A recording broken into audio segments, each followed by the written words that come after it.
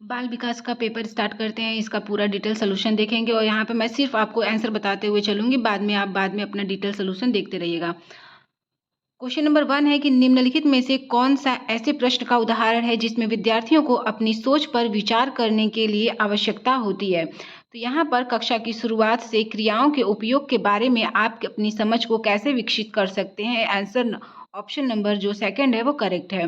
प्रश्न नंबर 2 है निम्नलिखित में से कौन-सा विफलता के लिए आंतरिक आरोपण का एक उदाहरण है? जब आप विफल होते हैं तो वो आप स्वयं को किस प्रकार दोष देंगे? तो मुझे निम्न ग्रेड प्राप्त हुआ, मैं परीक्षा में फेल हो गया क्योंकि मैंने पर्याप्त पढ़ाई नहीं की। आप खुद को दोषी दे रहे हैं क्योंकि आप जो है एग्जाम में अपने आंतरिक आरोपण को एक उदाहरण के रूप में प्रस्तुत कर रहे हैं। तो ऑप्शन नंबर 4 करेक्ट है। प्रश्न नंबर 3 है निम्न कथनों को पढ़िए और सही विकल्प का चयन कीजिए। बहुत कम उम्र में दुनिया भर में अधिकांश संस्कृतियों में लड़कियां गुड़ियों से खेलना पसंद करती हैं जबकि लड़के कारों के साथ खेलना पसंद करते हैं।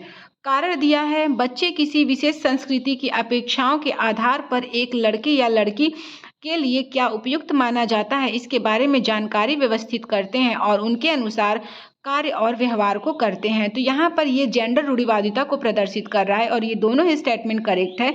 ए और आर दोनों सही है और जो ए और आर सॉरी ऑप्शन नंबर 4 है कि ए और आर दोनों सही है और जो आर है वो ए की सही व्याख्या करता है। ऑप्शन नंबर 4 करेक्ट है। क्वेश्चन नंबर 4 है कि किस आयु में बच्चों में खेल और चुटकुले की जो शब्द हैं वो विकसित होने लगते हैं? तो जब बच्चा 7 वर्ष का होता है तो खेल और चुटकुले जैसी क्योंकि 3 वर्ष की उम्र में वो सिर्फ शब्दों को बोलना सीखता है, 12 वर्ष में वो बहुत ही ज़्यादा मैच्योर होने लगता है, बहुत सी चीज़ें सीख जाता है। तो खेल और चुटकुले जैसी कहानियाँ, पहेलियाँ इत्यादि वो 7 वर्ष की आयु में करना स्टार्ट करता है। क्वेश्चन नंबर 5 है गैरल गिलिगन ने कोहलबर्ग के नैतिक विकास के सिद्धांत की आलोचना की है। इन्होंने नैतिक विकास के सिद्धांत की आलोचना इसलिए की है क्योंकि ये नारीवाद दृष्टिकोण से। ऑप्शन नंबर 4 करेक्ट है। प्रश्न नंबर 6 है अधिगम के लिए आकलन का मुख्य लक्ष्य क्या है? अधिगम के लिए आकलन का मुख्य लक्ष्य क्या होता है? तो विद्यार्थियों को प्रतिपुष्टि प्रदान करना जिनसे उनका उपयोग करके उनके अधिगम में सुधार लाया जा सकता है। ऑप्शन नंबर 1 करेक्ट है। प्रश्न नंबर 7 है शैशवावस्था में समाजीकरण की जो संस्थाएं होती हैं वो प्रमुख रूप से महत्वपूर्ण हैं। तो जो समाजीकरण है वो संस्थाएं प्राथमिक और माध्यमिक ऑप्शन नंबर 4 करेक्ट है। क्वेश्चन नंबर 8 है कि डिस्ग्राफिया क्या है? तो हम सभी जानते हैं डिस्ग्राफिया एक लेखन संबंधित विकार है, एक तंत्रीय विकार है जिसकी विशेषताएं अक्षरों और आकारों को बनाने में कठिनाई होती है। ऑप्शन नंबर 1 करेक्ट है। प्रश्न नंबर 9 है प्रतिभावान बच्चों को शिक्षित करने का उपागम जो उन्हें असामान्य रूप से तीव्र गति से पाठ्यचर्या के माध्यम से आगे बढ़ाता है क्या कहलाता है? इस प्रकार की क्रियाविधि क्या कहलाता है? यह प्रक्रिया विभेदित निर्देशन कहलाता है। ऑप्शन नंबर 3 करेक्ट है। प्रश्न नंबर 10 है शिक्षक जो समावेशी कक्षाओं की दिशा में काम कर रहे हैं उन्हें चाहिए कि पाठ्यचर्या में अनुकूलन करें, विविध दृष्टिकोण को शामिल करें, अपने स्वयं के अंतर्निहित पूर्वाग्रहों की जांच करें, विविधता को एक बाधा के रूप में देखें। तो जो विविधता है उसको कभी भी बाधा के रूप में नहीं देखेंगे तो तीनों ऑप्शन काटेंगे। चौथा ऑप्शन आपका करेक्ट हो जाएगा क्योंकि जो विविधता होती है उसको हम संसाधन के रूप में देखते हैं न कि बाधा के रूप में देखते हैं। तो ऑप्शन नंबर 4 करेक्ट है।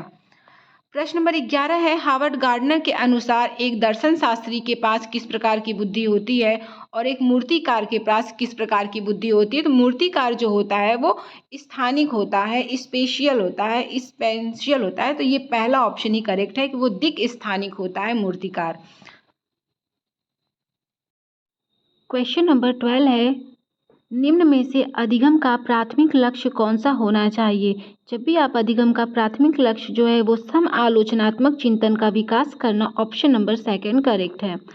प्रश्न नंबर 13 है विद्यार्थियों की सीखने की शैलियों में जो विविधता होती है वो क्या होती है? तो को महत्व दिया जाना चाहिए और मानव गतिविधियों के प्रतिबिंब के रूप में देखा जाना चाहिए। थर्ड ऑप्शन करेक्ट है। प्रश्न नंबर 14 है एक कथन है और एक कारण है। तो शिक्षार्थियों के बीच सम आलोचनात्मक चिंतन को सुगम बनाने के लिए शिक्षकों को उन्हें विविध परिस्थितियों और विभिन्न दृष्टिकोणों से अवगत कराना चाहिए। तो ये तो स्टेटमेंट करेक्ट है। जब विद्यार्थी विविध मतभेदों के बीच बातचीत में संलग्न होते हैं तो वे सम आलोचनात्मक और रचनात्मक के रूप में सोचने की अपनी क्षमताओं को सीखते और समृद्ध करते हैं। ए और आर दोनों सही है तथा ए जो है आर की सही व्याख्या करता है। क्वेश्चन नंबर 15 है कि बच्चे सबसे प्रभावी ढंग से तब सीखते हैं यदि कोई अवधारणा सामान्य से विशिष्ट की ओर प्रस्तुत की जाए। ऑप्शन नंबर 3 करेक्ट है। प्रश्न नंबर 16 है लेव वाइगोस्की के अनुसार बच्चों में जो संकल्पनात्मक योग्यताओं के विकास में महत्वपूर्ण भूमिका निभाता है तो यह है सहकर्मी सहयोग। वाइगोस्की हमेशा पीयर की बात करते हैं, समूह की बात करते हैं, सहकर्मी सहयोग की बात करते हैं। प्रश्न नंबर 17 है लेव वाइगोस्की के सिद्धांत के अनुसार आंतरिक वाक क्या होता है, प्राइवेट स्पीच क्या होता है। तो यह जो है बच्चों विकासात्मक देरी का संकेत है, बच्चों के लिए अपनी सोच को नियंत्रित करने का एक तरीका है। दूसरा ऑप्शन करेक्ट है। 18 नंबर प्रश्न है 4 वर्ष की अपर्णा कहती है कि बटन जिंदा है क्योंकि यह उसकी शर्ट को एक साथ बांधने में मदद करती है। जीन पियाजे के अनुसार उसकी सोच की विशेषता क्या है। तो यह उसकी सोच की विशेषता जीववाद चिंतन है। वो उसको जीव समझ रही है, उसमें जान है। जिस प्रकार से आपने देखा होगा कि आपके घर में छोटे बच्चे गुड़िया को अगर कोई गिर जाती है, चोट लग जाता है उसकी डॉल को, तो वो रोने लगती है। उसको ऐसा लगता है कि उसके बच्चे को भी या फिर उसकी गुड़िया को भी चोट लगी होगी। तो यहाँ पर वो बटन को भी जीवन समझ रही है, जिंदा समझ रही है, जीववाद चिंतन के अंतर्गत आएगा। प्रश्न नंबर 19 है निम्नलिखित में से स्वलीनता वाले विद्यार्थियों के विशिष्ट विशेषता कौन सी है। स्वलीनता वाले जो विद्यार्थी हैं उनकी विशिष्ट योग्यता बार बार दोहराव और आवर्ती व्यवहार, संवाद कौशलों का उच्च स्तर, कल्पना को तथ्य से अलग करने की श्रेष्ठ क्षमता या फिर उन्नत सामाजिक भावना परिष्कृतता। तो यहाँ पर उनका जो विशिष्ट योग्यता होगी ऑटिज्म वालों का वो संवाद कौशल का उच्च स्तर, ये इसकी विशेषता नहीं होती है। वो बार बार दोहराव को आवर्ती व्यवहार, कल्पना को तथ्य से अलग करने की श्रेष्ठ क्षमता, उन्नत सामाजिक भावना परिष्कृतता है। तो इसमें जो है आपके अकॉर्डिंग कौन सा होगा। मेरे अकॉर्डिंग तो बार बार दोहराव और आवर्ती व्यवहार ही होना चाहिए। Option number A. प्रश्न नंबर 20 है बच्चों में समस्या समाधान कौशल को बढ़ावा देने के लिए निम्न में से कौन सा प्रभावी तरीका माना जाएगा। उन्हें जो है अगर आप स्वतंत्र चिंतन को हतोत्साहित कभी भी नहीं करना है। कठिन समस्याओं से बचने के लिए हमको उनको प्रोत्साहित नहीं करना है। जब आप बच्चों को उन्हें मंथन करने और सहज अनुमान लगाने के अवसर देंगे तो वो प्रभावी जो है तरीका होगा समस्या समाधान कौशल को विकसित करने का। ऑप्शन नंबर 2 करेक्ट है। 21 नंबर प्रश्न है निम्न कथन को पढ़िए और कुछ कारण भी है इसके। शिक्षकों को सार्थक वातावरण बनाना चाहिए जिसमें सभी बच्चों को सक्रिय भागीदारिता और स्वलनता लगा हो। तो ये तो पॉजिटिव है।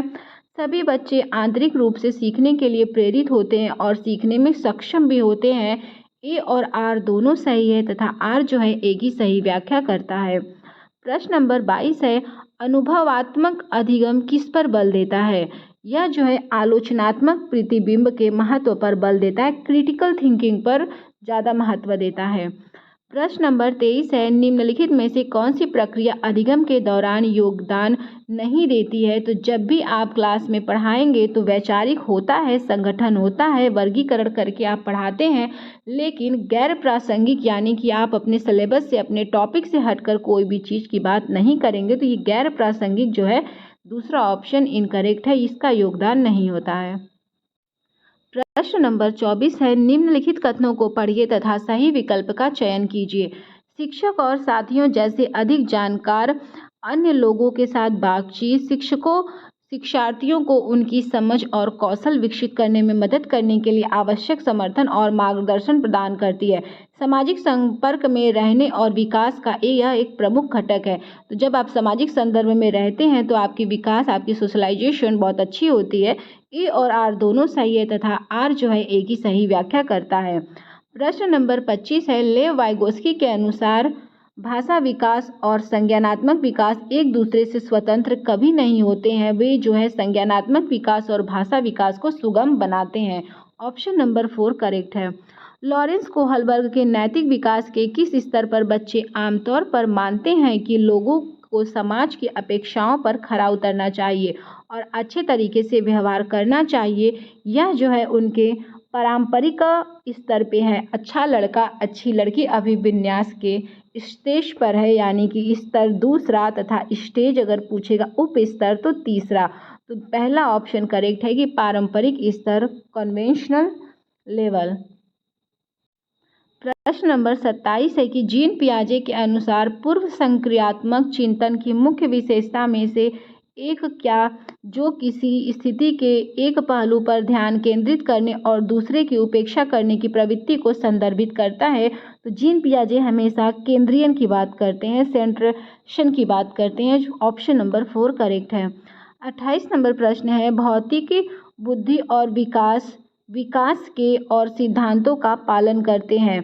यह जो है आप देखे होंगे वृद्धि और विकास हमेशा सिफेलो यानी कि शीर्षगामी और समीपस्थ विकास। ऑप्शन नंबर 4 करेक्ट है कि सिफेलो और प्रॉक्सिमोडिस्टल विकास की बात होती है यहाँ पे वृद्धि और विकास में। इससे अलग ये सारे ऑप्शन जो है वो बिल्कुल ही इनकरेक्ट है। तो चौथा ऑप्शन आपका बिल्कुल करेक्ट है कि विकास जो है वो शीर्षगामी होता है तथा समीपस्थ होता है। क्वेश्चन नंबर 29 है कि प्रारंभिक बाल्यावस्था में वृद्धि और सोच है जबकि मध्य बाल्यावस्था में वृद्धि और सोच। तो जब भी प्रारंभिक बाल्यावस्था में जो वृद्धि होती है वो स्थिर होती है, कुछ हद तक आत्मकेंद्रित होती है, धीमी होती है तथा तार्किक होती है। तो ऑप्शन नंबर 4 करेक्ट है। 30 नंबर प्रश्न है निम्नलिखित में से कौन सा स्थूल गतिक कौशल है, यानी कि ग्रॉस मोटर है। ग्रॉस मोटर आपने सुना होगा कि गतिक कौशल दो होते हैं, एक ग्रॉस होता है, एक फाइन मोटर होता है। तो ग्रॉस मोटर के अंतर्गत तैरना आता है जबकि बाकी सारे ऑप्शन फाइन मोटर स्किल्स के हैं। तो इस तरीके से CDP के 30 क्वेश्चन हमने कंप्लीट किया।